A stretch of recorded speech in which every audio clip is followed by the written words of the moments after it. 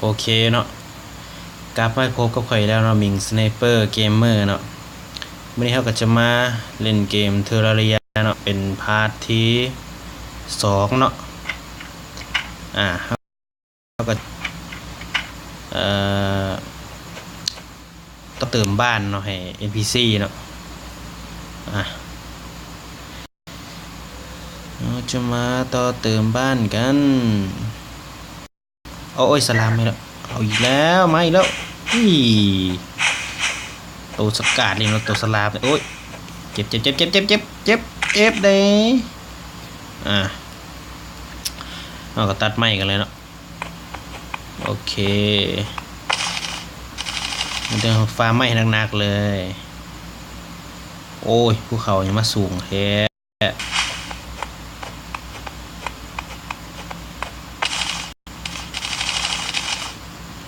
มา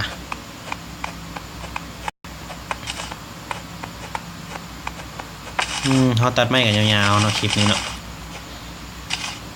ไม่ละสลามนี่มามาเลยมาเลยมาเอาโอ้ยถึงแล้วนี่เป็นยังไงมูจักค่อยน้อยเกินไปแล้วแต่กระต่ายนะพอทวนเท่ากันแล้วว่า มาอีกแล้วเฮ้ยจังไหนวะตัวขึ้นมาโดดบ่โดดฟันเลยอิชุบอิชุบชุบนั่นอย่าล้วนหมออย่าล้วน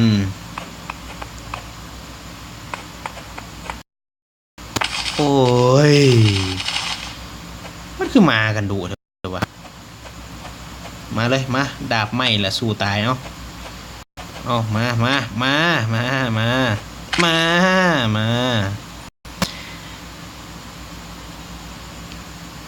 ่ามาแย่มกับฟันตัดไปอย่างนี้ลุมวะโอ้ยสลามอีกแล้ว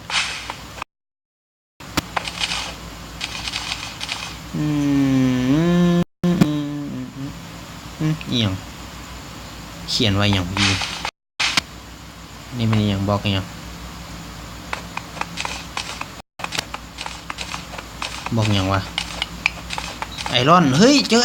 อรอนแจมแมวเลยโอ้ยได้เล็กแล้วท่านผู้ชมได้เล็กแล้วเราก็จะไปเฮ็ดขวัญเล็กนอกกับเล็กเลยเฮ้ยไม่ละป๊าบเข้าไปเฮ้ยนี่จัดการอย่าเข้ามาใกล้กระหอกอย่าเข้ามาใกล้โอ้เขาบอกมาอย่างบ่ฟังวะป๊าบโดดตัดต้นไม้แล้วเนาะคนโหดนนวะขี่โม่อีกแล้ว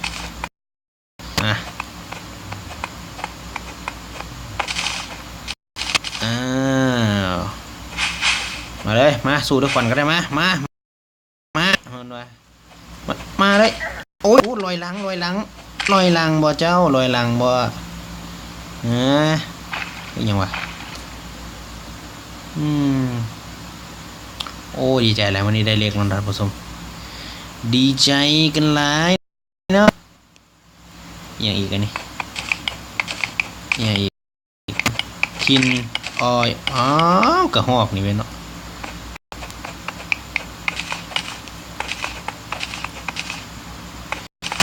ดันเจียนท่านผู้ชม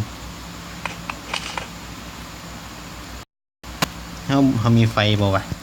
เดี๋ยวขอเบิ่งก่อนโอ้ยเขาบ่มีเลยโอเคกลับก่อนเนาะได้เวลากลับแล้วตอนนี้ก็มันก็ค่ำแล้วเนาะ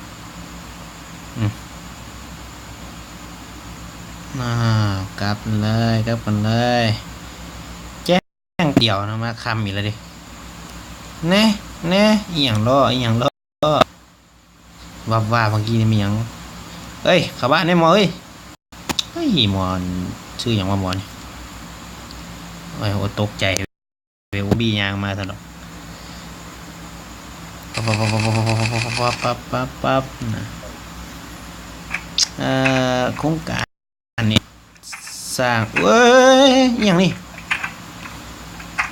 มึงมาอย่างเข้ามา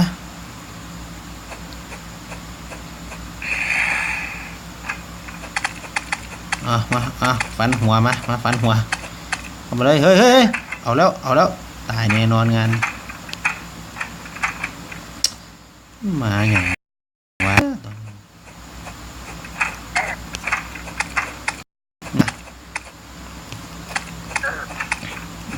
ะมาสู้ตัดโอ้ยหน้าจอโทรศัพท์มันเป็นอีหยังเนาะมาเลยมาตาบินมาแม่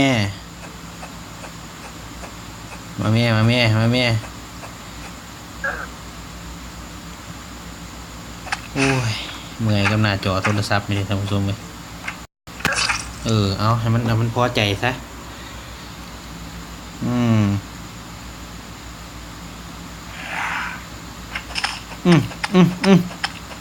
มาดูมานี่มามึงรอดไปได้มึงกันมาสู้กันมา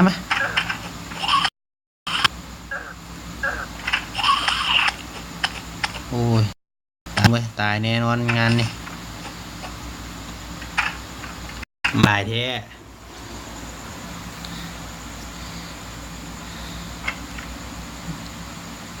หนีลงอยู่ใต้ดินมาแล้วทำไม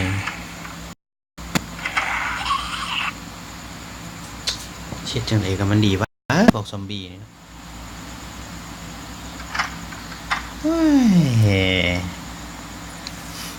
เป็นการเอาตัวรอดที่ยากลำบากซะเหลือเกินนะท่านผู้ชม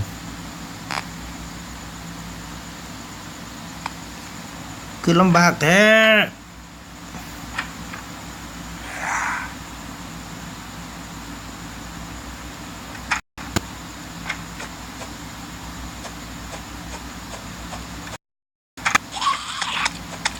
มาสองเว้ย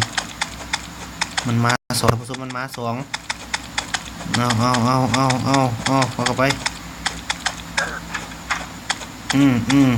เอาตายทำแม่โอ้ยมาอึดแทนอ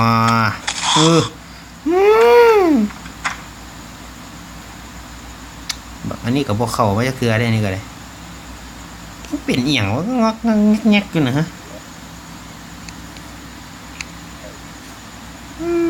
NPC นี่ก็งูเลยเนาะมึงไปได้เนาะ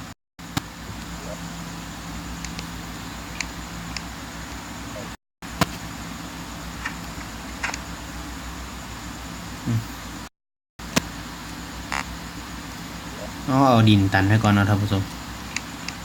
โอ้ยไปคิกเขาอย่างอีกมาโดดเขาได้มาโดดเขาได้เงึดหัวแตกเงึดอยู่ดอกโอ้โหโอเคเนาะท่านผู้ชมเขาก็จะมาต่อเติมบ้านกันเนาะ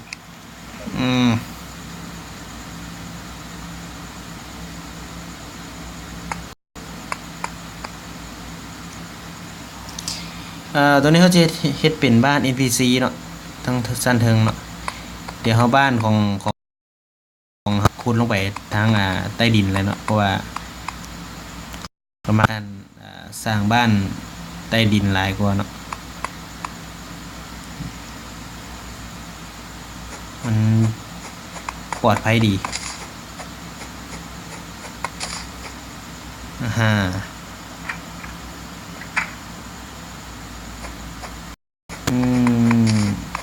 ออกไปอีกแล้วโอ้ยจะมันออกมาเห็นหรอก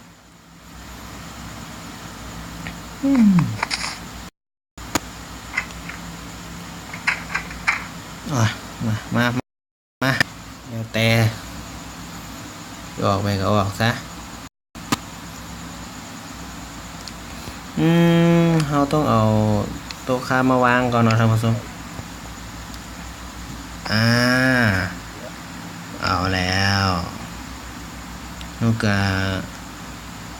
ให้เป็นวอลเนาะ วอวูดเนาะวูดวอที่บอกเป็นวอวูดโอ้ยว่าอย่างกับบ่ถือไว้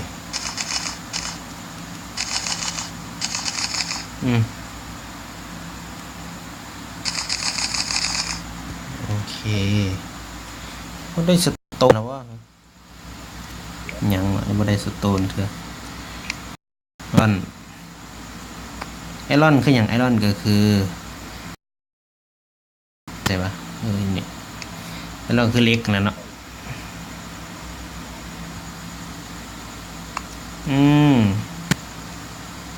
ช่วยเอ้ยเนี่ยโอ้ขากระตายอีกแมนมอนอมอนี่เนาะ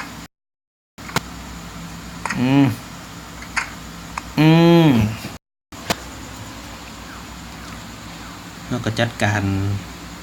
ฝ่าเฮือนกันเลยเนาะปะยางว่องไว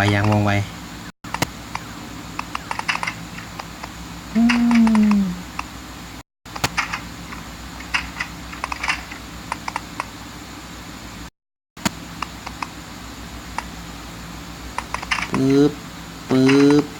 วายมันคือกลายไปพุ่นไปหน่อยมันก็เหลือหน่อยเนาะบ้านนี้เนาะเด็กขาดอีกแล้วท่านผู้ชมปึ๊บมานี่ปึ๊บมานี่ปึ๊บเอาเนี่ยเหลือ9 อันปั๊บเหลืออยู่2ท่านผู้ชมบาทนี่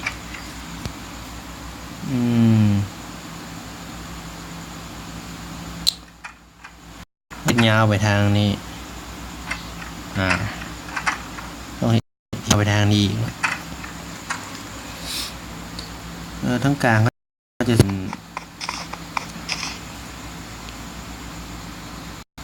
เป็น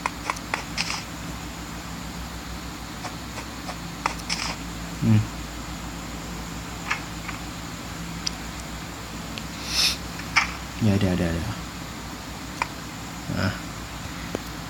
แล้วก็ใส่เป็นอย่างก็แพลตฟอร์มเนาะแพลตฟอร์มก็คืออันน่ะเรากระโดดขึ้นไปนี่ก็ได้เนาะนี่เอานี่หน้าเนี่ยเนาะเวลาเขายางมาให้ลงปุ๊บเขาก็กดลงมาเนาะเลื่อนลงมาโอเคมาเฮ็ดตัวนี้นำเนาะ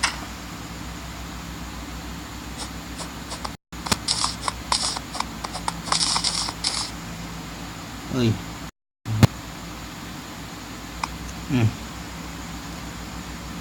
เอาโบเมียนโอ้ยวางผิดอีกแล้ว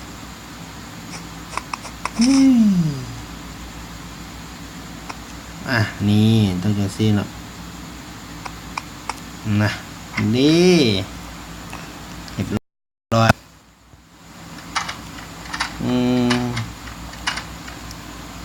แล้วก็จะไม่เห็นอย่างต่อ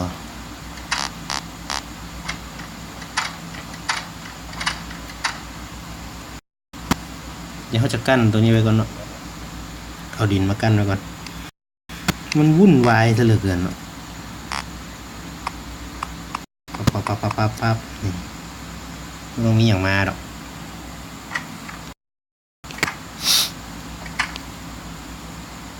เอาตู้ค้าไปใส่โอ้งงอยู่ตู้ค้าไปใส่บ้าเ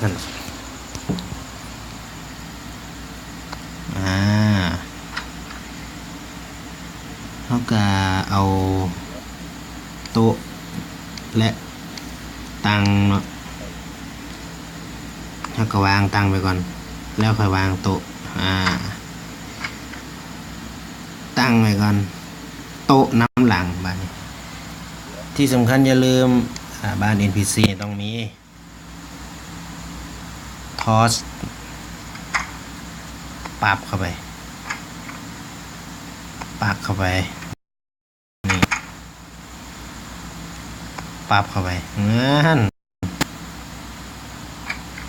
นี่อย่างคือยังบ่มาวะพวก NPC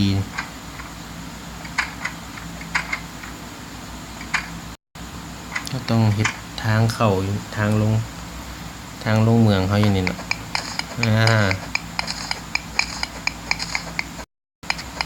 เคก็ขุดลงมานะโอเคขุดลงมาแบบยาวๆกันเลยนะเขาก็ใส่แพลตฟอร์มเนาะแพลตฟอร์มเขามีอยู่10โอเค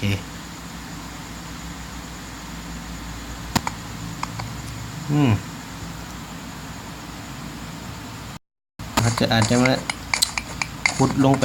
เป็นระยะเนาะ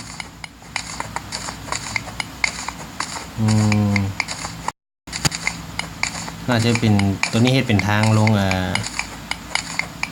ลงเมืองเขาเลยเนาะลงเมืองลงดันเจียนเลยเนาะโอเคปักไฟซะก่อนอันนี้เขาก็จะให้เป็นถ้ำเนาะเอาไว้มีอะไรเนาะก็ว่าจะนั่นทางซ้ายมือเขาจะเป็นเล็กบ่ถ้าจือบ่ผิดเฮ้ยโอ้ยสลามอยู่ลุมนี่ครับปักไฟซะก่อนเนาะไอรอนมีหลีท่านผู้ชมเจอเล็กอีกรอบแล้วเขาเจอกันแล้วก็เจอเฮ็ดเป็นบ้านเลยเนาะมองนี่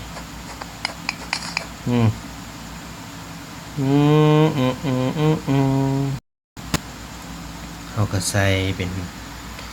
แพลตฟอร์ม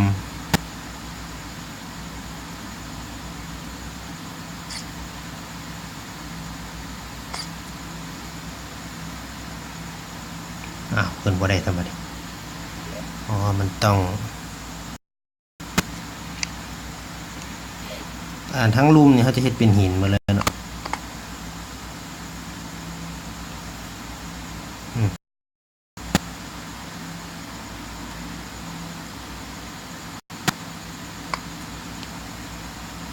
โอเคนาน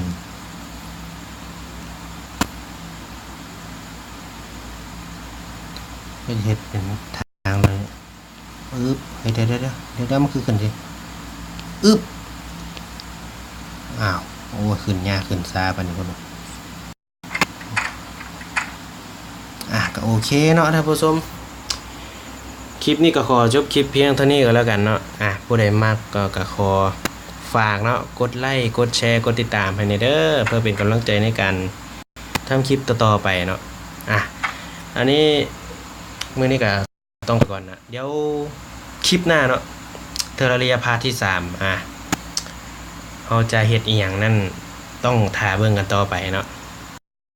เจ้าโอเคบ๊ายบายท่านผู้ชมทุกท่านเนาะขอบใจเจ้าสบายดีโอ้ยเสียงยังวะเมื่อกี้ ขออภัยเนาะเสียงโปรแกรมเนาะเสียงเกมนะเนาะมันวางเวลาวางว่าเถอะมันจะดังแปด